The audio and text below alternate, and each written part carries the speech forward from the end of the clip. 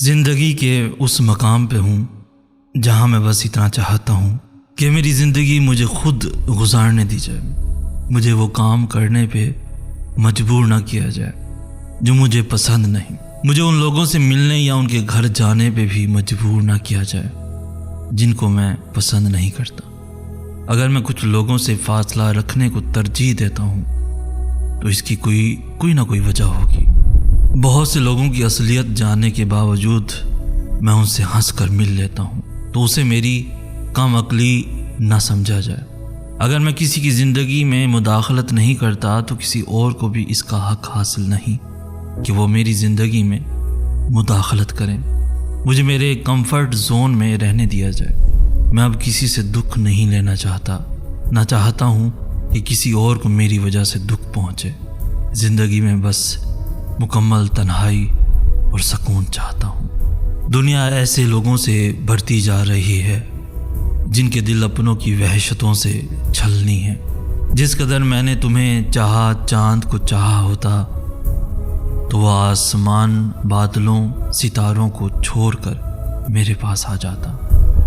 ہم کہیں اور ہیں موجود ضرورت کے سبب، ہم وہاں پر نہیں ہوتے کہ جہاں ہم خوش ہوں۔ حواس کھوئیں گے اور در پکڑ کے روئیں گے، ہم ایسے جائیں گے سب سر پکڑ کے روئیں گے۔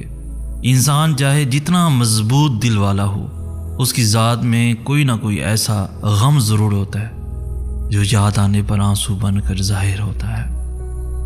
اور پھر میں نے بھیگی آنکھوں سے آسمان کی طرف دیکھ کے اپنے رب سے پوچھ ہی لیا، یا اللہ میرے خواب جانتے ہو شدت کیا ہے؟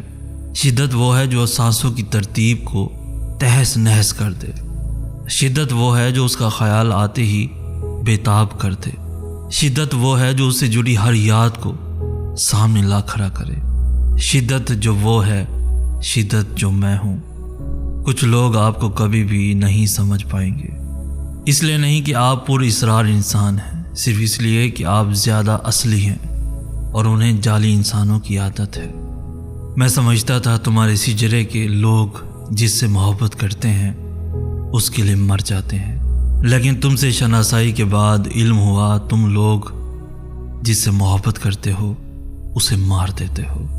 کچھ محبتیں بہت خاموشی سے نبھائی جاتی ہیں۔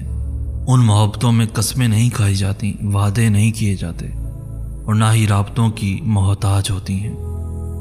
یہ تو اتنی خاموش ہوتی ہیں کہ سامنے موجود شخص بھی اس بات سے بے خبر ہوتا ہے کہ اسے کتنی محبت کی گئی ہے اور کتنا چاہا گیا ہے۔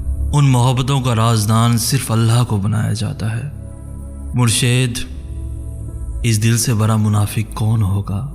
مرشد، اس دل سے بڑا منافق کون ہوگا جو ذرا سی بے رخی پہ، بغاوت پہ اکسا دیتا ہے، لیکن ایک آواز اس کو الٹے پاؤں چلنے پر مجبور کر دیتی ہے۔ ہمارے جسموں میں ہم نہیں ہیں، یقین مانو، ہمارے اندر تو رائگانی بھری پڑی ہے۔ ہماری آنکھوں سے خواب اوجھل ہیں اور خلا ہے، ہماری آنکھوں میں بس ویرانی بھری پڑی ہے۔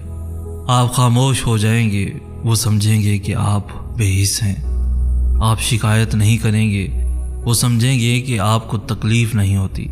آپ روئیں گے نہیں، وہ سمجھیں گے کہ آپ تو بہت مضبوط ہیں۔ آپ کو پتہ ہے دنیا آپ کے ساتھ وہی رویہ رکھے گی جس طرح آپ اس کو اپنا آپ دکھائیں گے۔ آپ جو بھی بن کر رہیں گے یہ آپ کو وہی مان لے گی، وہی بنا ڈالے گی، یہاں تک کہ آپ موجود لمحوں میں غیر موجود رہیں گے یہ آپ کو مردہ مان لے گی۔ اور جن زخموں کو آپ مسیحائی کے لیے پیش نہیں کریں گے ان کا کوئی مسیحا نہیں۔ جس حکایت دل کو آپ نہیں بتائیں گے اس کا کوئی رازدار نہیں۔ جس کہانی کو آپ خود نہیں سنائیں گے اس کا کوئی سامع نہیں۔ یہ دنیا اظہار کے قانون کو تسلیم کر چکی ہے۔ اسے اظہار نہ کرنے والوں کو شکست دینا خوب آتا ہے۔ آپ فاتح عالم نہیں بنتے نہ صحیح، لیکن اپنی بقا کے لیے اظہار کے قانون کے پابند ہیں۔ ہمارے پرکھوں کو کیا خبر تھی کہ ان کی نسلیں اداس ہوں گی؟ دعائیں عمروں کی دینے والوں کو کیا خبر تھی دراز عمری عذاب ہوگی؟ آپ نہیں جانتے کہ محبت کیا ہے، جب تک آپ نے اداسی کا مطلب نہیں جانا، جب تک کہ آپ ایک ایسی محبت سے عشق نہ کر لیں جو آپ کو کھونا پڑے۔ دل تو کرتا ہے غلاف کعبہ کے کونے کی ایک سیاہ پٹی بازو پر باندھ کر مقام ابراہیم پر دعاؤں، التجاؤں اور صداؤں میں لہو رو رو کر احتجاج کروں، اتنا کہ آنکھوں کی میزاب سے نکلتے خون سے طواف کے دائرے سرخ ہو جائیں۔ دل تو کرتا ہے سنہری جالیوں کے سامنے اتنا زور سے رونا روم کی شرطیں، یعنی پولیس مجھے گھسیٹتے ہوئے مدینے سے باہر کسی ریگزار میں پھینک آئے۔ دل تو کرتا ہے اس وقت کے سارے شاہی جبوں، دستاروں، خلتوں کو غوطہ کے چوراہے میں رکھ کر آگ لگا دوں اور پھر شعلوں کے رقص کو دیکھ دیکھ کر پاگلوں کی طرح کہہ کے لگاؤں۔ دل تو کرتا ہے اللہ ایک ساتھ کی اجازت دے دے تو حضرت اسرافیل کے ہاتھوں سے سور لے کر خود پھونک دوں۔ دل تو کرتا ہے ہم تو اب ہیں ہی، مگر کاش ہمارے جیسے در بدر ہونے سے پہلے ہی سنبھالے جائیں۔